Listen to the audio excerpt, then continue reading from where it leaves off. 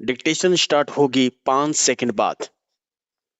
सभापति महोदय, वह केवल एक स्वप्न ही रह जाएगा।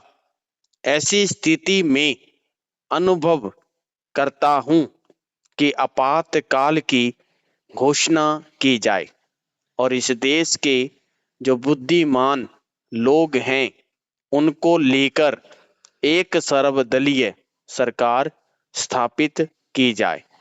हम यह अनुभव करते हैं कि जिस तरह का शासन इस समय चल रहा है उससे देश की कोई भी समस्या हल होने वाली नहीं है, बल्कि इस सरकार की गलत नीतियों से समस्याएं बढ़ती जा रही है। राष्ट्र की आंतरिक सुरक्षा के विषय में जो बिल मंत्री महोदय ने प्रस्तुत किया है उस पर अब तक जितने भी भाषण हुए हैं उनको मैंने बड़े ध्यान से सुना है। माननीय सदस्यों ने व्यक्तिगत स्वतंत्रता की लपेट में बहुत सारी बातें कही है और हमारे दिल की ओर इशारा करते हुए कहा कि हम भी इसके औचित्य के संबंध में फिर से विचार करें।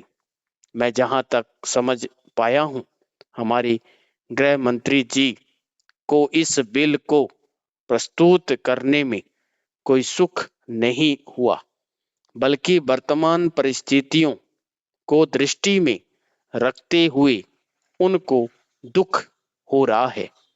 आज जब हम नागरिक सुरक्षा, व्यक्तिगत सुरक्षा और स्वतंत्रता की बात करते हैं तो सबसे पहले उसमें व्यक्तिगत सुरक्षा की बात आती है।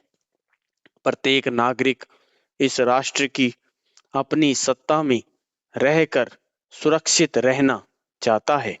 हमने इस बात की सुरक्षा अपने संविधान में दी है और हम यह आशा करते हैं कि राजनीतिक दलों में आपसी मतभेद होते हुए भी राजनीतिक मतभेद का आदर होना चाहिए। मतभेद होते हुए भी शांति और सुरक्षा बनी रहनी चाहिए। विराम पैरा। माननीय सदस्य पूछते हैं कि ऐसी कौन सी असाधारण परिस्थिति आ गई थी जिसके कारण आपको नजरबंदी बिल लाना पड़ा।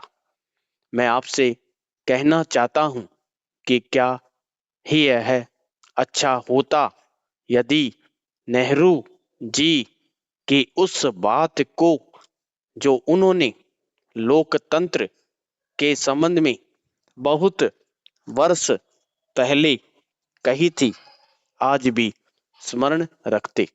उन्होंने एक बार कहा था कि लोकतंत्र के संचालन और दायित्व निर्वाह में अगर किसी प्रधानमंत्री को बार बार पीछे मुड़कर देखना पड़े तो कोई छुरा तो नहीं भौंक रहा है, यह कोई अच्छी बात नहीं है। यदि ऐसी परिस्थिति देश में पैदा हो जाए, सांप्रदायिक दृष्टि से देश के विभिन्न स्थानों पर सांप्रदायिक दंगे हो रहे हों, उनका सामना करते हुए यदि हम जनता को सुरक्षा दे सकें तो फिर किसी बिल की आवश्यकता नहीं है।